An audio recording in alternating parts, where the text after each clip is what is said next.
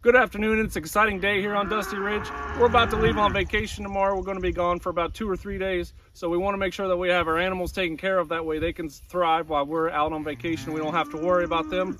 We've got us a pop-up camper. It's our first time having a camper. We're excited to do that. But before we get to that, we've got some sheep, cows that we rotationally graze, and we got some chickens we need to take care of. So follow along with me today as I show you the systems that we use so that we can leave the farm for a few days and be able to come back and still have our animals well taken care of. Switch to the wide angle lens, that way you can see a lot of what I'm doing here. First step, I've always got to turn the electric fence off. Usually you only forget that one time and then you remember to always check it before you do, because it's not a pleasant feeling. But these cows, they're really hungry. They've ate this down pretty good. They want some fresh ground. That's why they're yelling at me. So we're going to get them moved, let them into the fresh area while I set up the perimeter fence for them. Come on, girls.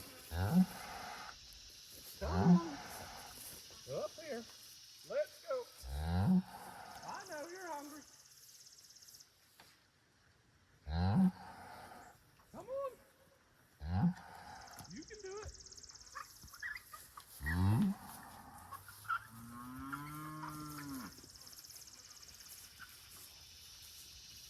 There you go, girl. Go get you some grass. Come on, boys. Go get some grass.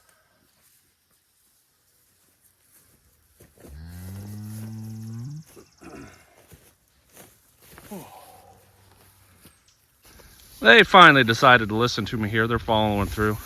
Look at this. Nice, fresh green grass. Yeah. Oh, you got some flies on you again, don't you? Need to get that fly trap over here and maybe spray them down again. It's better than it was, but still more flies on them than I'd like.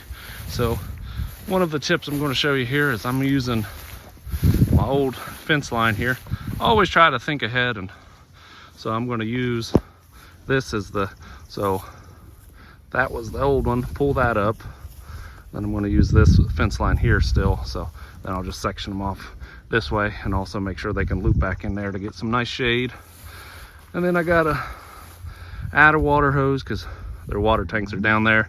I'm about out of water hose with that, so I need to add another link so I can get up here. At least might have to scoot that line over just a tad so that way I get up here so I can fill up their water tanks pretty good. They're enjoying the grass right now, so that way they can have what they want and they're not hollering at me while I'm setting up the fence. So right now I'm going to go ahead and get that stuff removed, so hang on tight.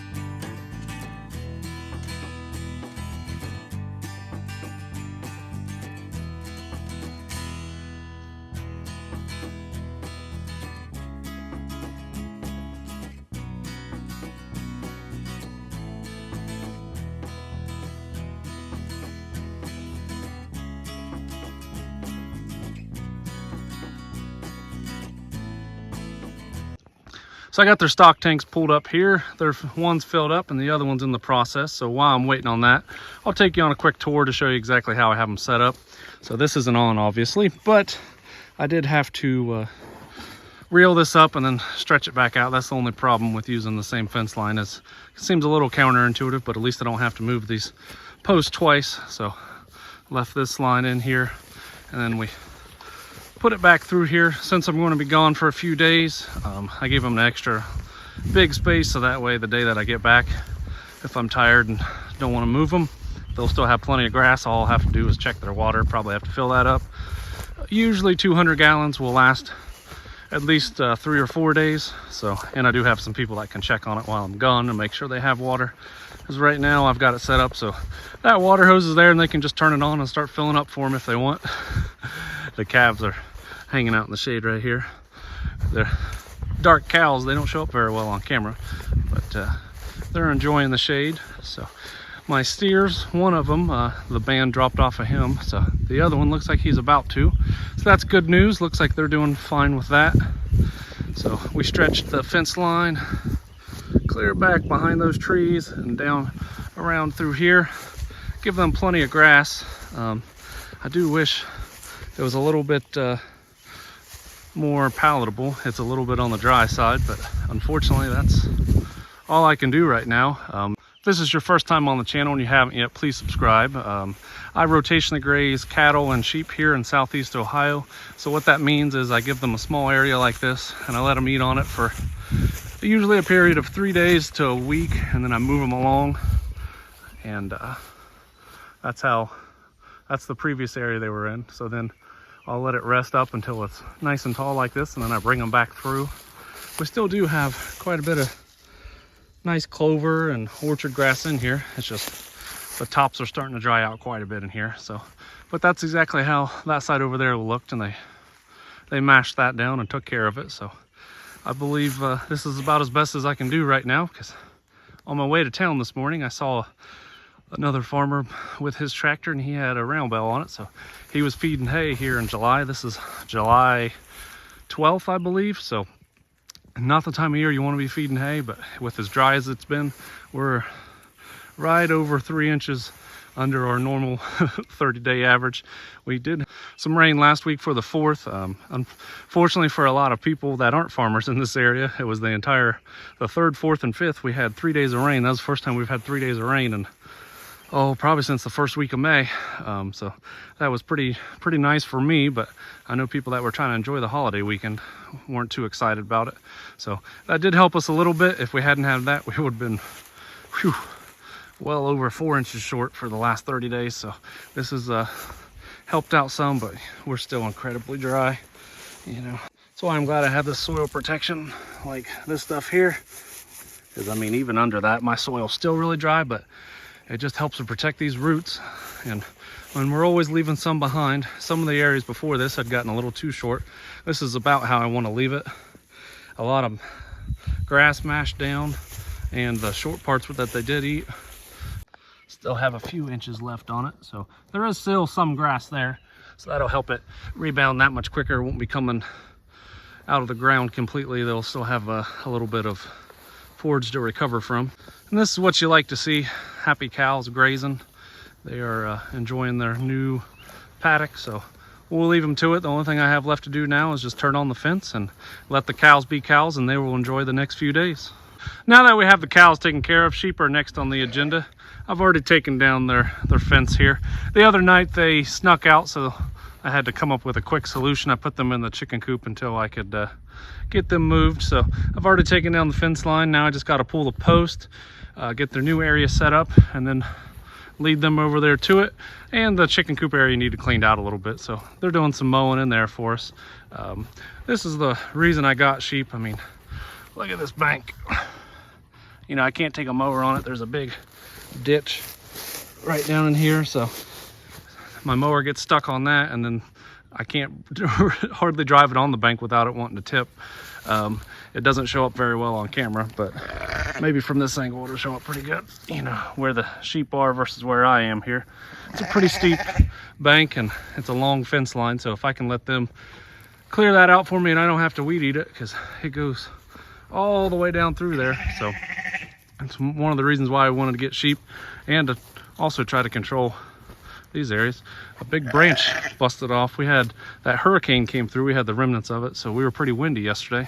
One of them busted off a limb there, so the sheep are helping to keep the grass down a little bit in here too. Aren't you girls? Doing a good job for us. So we'll get you set up with a fresh area, and we'll catch back up with you.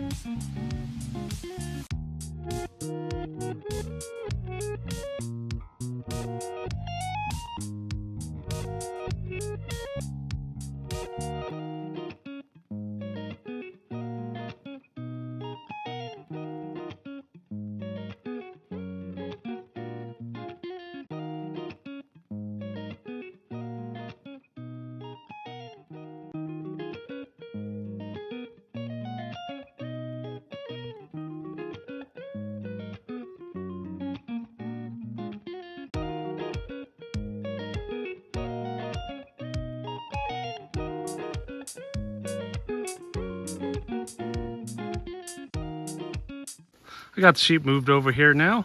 Nice shady area with some grass. They'll do a lot of clearing on this brush in here too. Give them something different to eat on. Also keep them a lot cooler while we're gone. And we gave them some water. Sheep usually don't drink a ton until it gets this hot. Today it's about 88, but that's the coolest day we're supposed to have for the next week. It's supposed to be over 90, so we'll let them hang out in the shaded area here and clean this up a little bit. Now we got to go on and get the chickens taken care of, and that's about it. The sheep are usually the hardest. With the 3 strands, it takes a little bit more effort because you're trying to keep them all tight, especially with the sheep. I want to make sure that they have some protection on there. Murphy's also pretty close to here. That's our Great Pyrenees livestock guardian dog, so he's able to at least scare some animals away. So with the combination of Murphy roaming around, scaring animals away, and this electric fence, hopefully that should keep them safe. It has so far. They also, the sheep are really good. They don't test it. They don't go through the fence or over the fence, anything like that. I know a lot of goats would jump something that short, but the sheep just don't seem to mind. They would rather hang out in here and then have me move them when they're ready.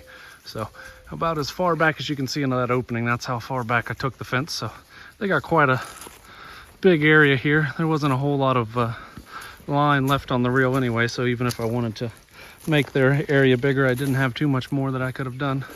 So it's not the thickest grass in the world, but like I said, they'll go through and eat on these leaves and brush and stuff under here too, so they got quite a bit to forage on. So now let's go get the chickens taken care of. All right, I made it out here to the chicken coop, just gathered their eggs. If you didn't know, I have some barred rocks, Easter eggers, olive eggers. So that's why I have 3 or 4 different colors of eggs in there. And we got a pretty decent coop. We've been struggling with predator issues, so that's why I got these girls locked up. But I've got their 5-gallon water there, another, I believe that's 3-gallon there. And then I filled up their feed with about 15 pounds of pellets, so that should hold them over for a couple days here. Really need to get my chicken tractor finished so I can let these girls out on grass, because I hate seeing them in here this much, and it is pretty warm in here. See these girls, that one, Barred Rock there, had her mouth hanging open. She's a little bit hot, but I'll leave them alone so they'll cool down a little bit. I did have one escape on me, so hopefully I can get her back in at some point. So those are the chores that we have to do to get ready to go on vacation when you have a farm. It's really not too much when you've just got the grazers. In case you're curious, I did have pigs. I had them for about 6 months, and most of my videos on the channel they've been featured in. If you haven't watched the last video, you'll find your answer there. We actually just dropped them off at the butcher this week, so we pre-planned this. As soon as we had our butcher date, then we knew that we could go ahead and book our camping trip.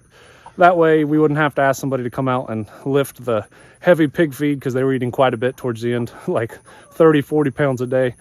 So that way we wouldn't have to ask somebody to come do that. We wanted to make sure that they were gone and taken care of. So we're excited to get those back. I'm going to make a video once I have all the details as far as their hanging weights and the amount of meat that we got back and all the packaging. I would like to show people what we were able to do and the final numbers on if we were profitable or not raising the pigs. So, but tomorrow, once we head out to the lake, I'm going to show you that.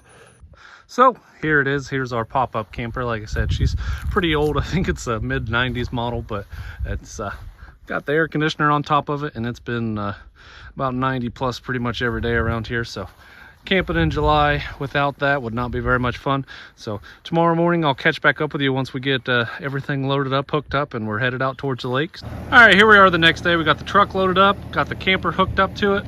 So we could just check the cows' water, they're filled up, the chickens have plenty, and the sheep are going to be fine for a few days. So now we're going to head out to the lake, and I'll catch up with you once we get there. Good morning. We made it out to the lake yesterday, got everything set up. This is Burnsville Lake, just outside of Flatwoods, West Virginia. So we're going to go ahead, and I got the smoker fired up, going to go grab some pork butt, make some pulled pork today. Should be a wonderful day. It's supposed to be a little bit warm, but that's the way it's been all summer. So just because you have a farm doesn't mean you can't take a break from it sometimes and enjoy a vacation. So that's what I'm going to do today. So as always, thank you for watching and have a great day.